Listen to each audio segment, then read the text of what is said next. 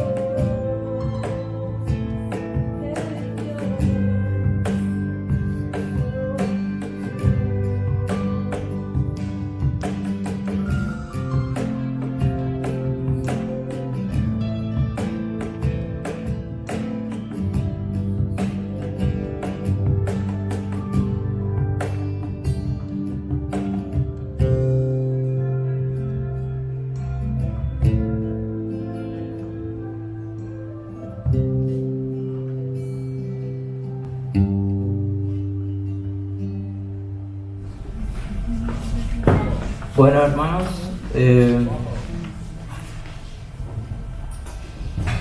seguimos aprendiendo sobre liderazgo. Ahí dice Adalides del Reino. Igual el título parece medio raro porque por ahí hay algunos que no saben que es un Aladid, ¿no? Yo igual voy a estar leyéndolo, pero ya igual en la otra diapositiva está acá, si me lo podés poner, y lo voy a estar leyendo, ¿sí? Les pido ahora que estén atentos, ¿sí? Y dice así: ¿qué es el Adalid? Adalid, perdón. Antiguamente se llamaba Adalid a la segunda persona del ejército en España. La voz Adalid se deriva del árabe, de Delib, que significa mostrador, que también se significa como guía, ¿sí? Porque enseñaba el camino e iba adelante para acometer al enemigo. Ahora, ya que saben un poco lo que es un Adalid, vamos a ver cómo se elegía al Adalid, ¿sí? Se juntaban 12 adalides, y en falta de algunos de estos, otros oficiales de graduación, y juraban en manos del rey que el candidato tenía las circunstancias necesarias para el desempeño de este empleo.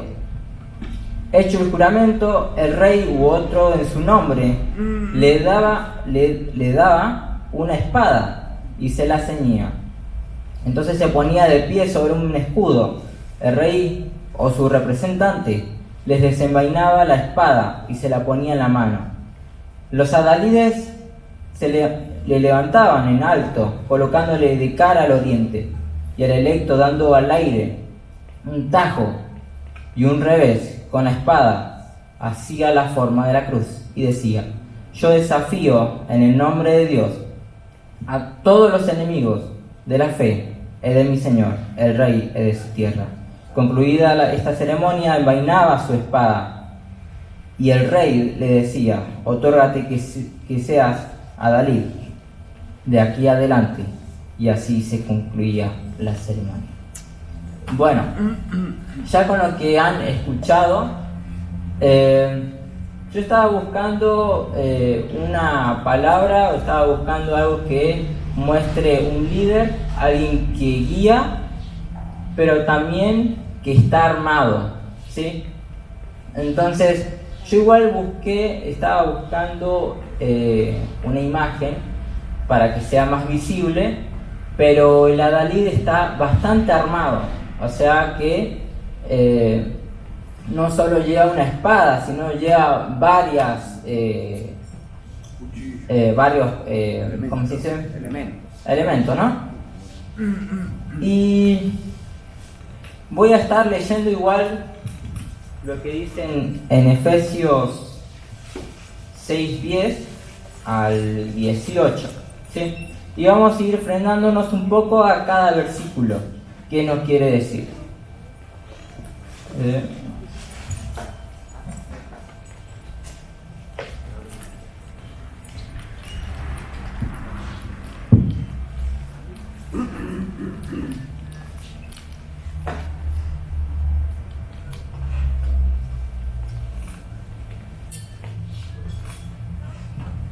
Dice así, Efesios 6, del 10 al 18. Por lo demás, hermanos míos, fortaleceos en el Señor y en el poder de su fuerza, vestíos de toda armadura de Dios, para que podáis estar firmes contra las acechanzas del diablo. Porque no tenemos lucha contra sangre y carne, sino contra principados, contra potestades, contra los gobernadores de las tinieblas de este siglo, contra huestes espirituales de maldad en las regiones celestes. Por lo tanto, tomad toda la armadura de Dios para que podáis resistir en el día malo, y habiendo acabado todo, estar firmes. Amén. Estad pues firmes, ceñidos vuestros lomos con la verdad, y vestidos con la coraza de justicia, y calzados los pies con el apresto del evangelio de la paz. Sobre todo, tomad el escudo de la fe, con que podáis apagar todos los dardos de fuego de maligno. Y tomad el yelmo de la salvación y la espada del Espíritu, que es la palabra de Dios, orando en todo tiempo, con toda oración y súplica en el Espíritu, y velando en ello con toda perseverancia y súplica por todos los santos. Y bueno, entonces el primer punto que yo voy a tirar es líderes obedientes, ¿sí? Y bueno, sacando todo esto, preparando el mensaje, yo a veces que soy muy duro para hacer preguntas que te hagan pensar, entonces ya luego empezaron a fluir las preguntas, ¿no? Pero entre más había más preguntas, más el Señor me hablaba. Y vamos a hablar sobre el versículo 10. Y ahí se me vino a la mente, ¿qué quiere decir fortaleceos en el poder de su fuerza? La manera de fortalecernos es escuchándolo, obedeciéndolo, lo que debemos de hacer y no hacer lo que es malo, y haciendo su voluntad. Ahora, hablando sobre esto, me llamó mucho la atención porque yo ya tengo un concepto en que obediencia es entrega su voluntad, ¿sí? Yo entrego mi voluntad y hago la voluntad de otro, ¿sí? Entonces, acá comienza ya Pablo diciendo, por lo demás, hermanos míos, fortaleceos en el Señor y en el poder de su fuerza, ¿sí? Y bueno, yo mientras que iba armando este mensaje me iba imaginando una guerra o una batalla, ¿sí? Cómo debe estar preparado un soldado, ¿no? Un combatiente. Y acá ya inicia con fortaleceos, ¿sí? Y que lo que yo tengo entendido es que el que va a la guerra no es cualquiera, sino que debe ser una persona capacitada, ya entrenada, ¿sí? Pero también hay un entrenamiento dentro antes de iniciar la lucha. La manera de fortalecernos, como habíamos escuchado, es escuchándolo, ¿sí? Porque a veces que nosotros nos sucede es que escuchamos a la persona, escuchamos, no sé, queremos escuchar un consejo de alguien, queremos escuchar que la otra persona nos hable, pero no nos enfocamos en lo que el Señor nos dice a nosotros, ¿sí? Obedeciéndolo, ¿sí? ¿Qué es lo que estás haciendo? ¿Sí? Sabemos que cuando estamos solos, el único del Señor es el que nos está viendo, ¿sí? ¿Qué es lo que estoy diciendo? ¿Sí? ¿Qué es lo que estoy viendo? ¿Qué es lo que estoy haciendo? Su poder es el Espíritu Santo y Él es el que primero tiene que obrar en nuestra vida. Está bien que nosotros queramos que el Señor impacte vidas, queremos que haya mucha gente, queremos números, y está bien que el Señor obre, impacte vidas, pero hermanos, si queremos que impacte el Señor vidas, primero tenemos que empezar por nosotros. Si nosotros estamos quietos, no sirve de nada, ¿sí? Si yo quiero que el hermano que está sediento tenga un agua, yo me tengo que levantar y darle agua. Y yo sé que una persona se me acercó a dar agua porque estoy sediento.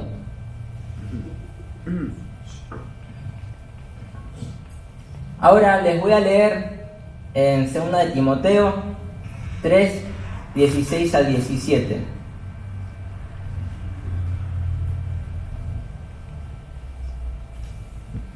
Que dice así: toda escritura es inspirada por Dios y útil para enseñar, para redarguir, para corregir, para instruir en justicia, a fin de que el hombre de Dios sea perfecto, enteramente preparado para toda buena obra.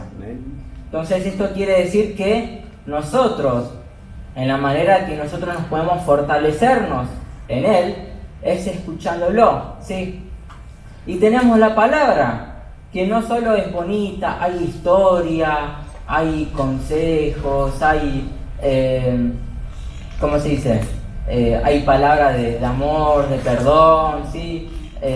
Cuando uno se siente solo, podemos encontrar en la Biblia, ¿sí? Que el Señor está con nosotros cuando nos sentimos mal, ¿sí? Pero la Biblia también es para corrección, ¿sí? Y vemos que si hay algo malo en nosotros, tenemos que pedir perdón. Como habíamos dicho, su poder es el Espíritu Santo y Él es el que primero tiene que obrar en nuestra vida, ¿sí? Para ganar la buena batalla debemos ser obedientes, debemos de escucharlo.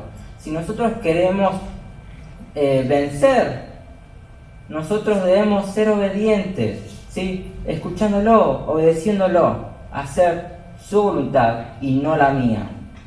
Es más, durante el discipulado, me llama mucho la atención también Perla, había algunos puntos que también los tenía acá, que luego les voy a estar compartiendo, pero hablaba mucho sobre el estar preparado, ¿sí? Ya dentro vamos a hablar sobre eso. Es importante que el líder, en el versículo 11, que dice así: vestidos de toda la armadura de Dios, para que podáis estar firmes contra las acechanzas del diablo. Es importante que el líder, en el versículo 11, esté vestido de toda la armadura de Dios. No una, no algunas, ¿sí? Ahora, cuando estaba leyendo el versículo 11, empezaron a salir varias preguntas. Y a mí me sorprendía porque yo soy muy duro para las preguntas. Entonces, el Espíritu Santo obra bastante. Entonces yo veo que en esta pregunta dice: ¿hay líderes que llevan puestas una parte sola? ¿O algunas? ¿Cuáles? La palabra aclara que todas las partes son importantes. Y no dice que, bueno, la coraza es la más importante porque esto, que el otro. No. Pero acá, mientras que tenía esta respuesta, salía más preguntas. ¿Cuál es la armadura visible y no tan visible hoy en día? Ya vimos un poco sobre que dice Pablo que hay que estar preparados, hay que estar firmes, ¿sí? Y hay que vestirnos de toda la armadura de Dios. ¿Qué parte de la armadura ves en tu líder? ¿Sí? ¿Qué parte de la armadura ves en tu líder? Ahora, ¿cuál parte de la armadura está más floja en vos? Y bueno, no es que yo me iba haciendo estas preguntas y ya está, ¿no? A mí me chocaban estas preguntas, ¿no? Entonces el Señor primero debe hablar en uno, ¿sí? Entonces a mí me iba chocando esto, pero me hacía pensar bastante en qué es lo que me estaba pasando y cómo yo lo podía hacer. Pablo aclara que nuestra lucha no es contra sangre ni carne, no es contra mi hermano, no es contra la persona que conozco o no conozco. Sí, hay veces que nosotros tenemos ganas de agarrarla a esa persona, ¿no? Hay momentos que nosotros explotamos, ¿no? Pero es el Espíritu Santo que nos detiene. Sino contra el que lo está utilizando, sino contra potestades, contra gobernadores de las tinieblas, como dice acá en Pablo, de este siglo, contra huestes espirituales de maldad en las regiones celestes. Y sí, hermanos, nosotros podemos, en la batalla, podemos tener algunos conflictos, podemos tener diferencias con nuestros hermanos, contra los conocidos y desconocidos, pero no es excusa para que nosotros nos pongamos a pelear por algo chico, ¿sí? Mayor parte de los conflictos inician por algo pequeño. Pablo vuelve, como en el versículo 11, en el 13, que les leo: por tanto, tomad toda la armadura de Dios, para que podáis resistir en el día malo, y habiendo acabado todo, estar firmes.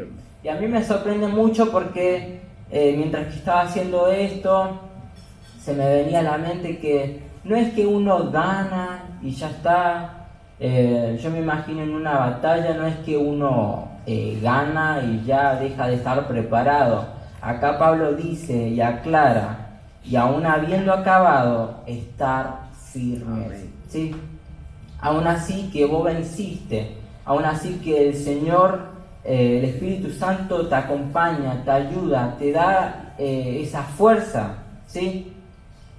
Pero uno debe de estar firmes en todo momento, ¿sí? No es que cuando estoy pasando en pruebas, no es cuando estoy contento, no tengo que estar preparado, sino en todo momento tenemos que estar firmes. En todo momento debemos ser obedientes. En todo momento debemos de escucharlo. En todo momento tenemos que entregar nuestra voluntad y hacer su voluntad. De esa manera podemos, como líderes, impactar vidas, ¿sí? Y acá no es que somos más grandes que otros, no es que somos discípulos de tal. Todos somos discípulos de Jesucristo, ¿sí? No es que Él es mi líder, bueno, es más alto que yo. Todos estamos aprendiendo, todos estamos creciendo, ¿sí? No hay nadie superior, ¿sí? Todos somos ovejas. Y acá se me venía a la mente, ¿sí? Acá en el versículo 14 dice: estad pues firmes, ceñidos vuestros lomos con la verdad, ¿sí? Y vestidos con la coraza de justicia. La coraza es el pecho, ¿sí? Llevar una vida justa, ¿sí? Acá dice: estad pues firmes, ceñidos vuestros lomos con la verdad. Porque hay veces que se nos olvida, y el cristiano nunca se puede olvidar quién nos sacó, quién nos salvó, quién nos restauró. Porque Él fue el que impactó. Desde nuestra conversión fue el mejor día, porque Él nos rescató.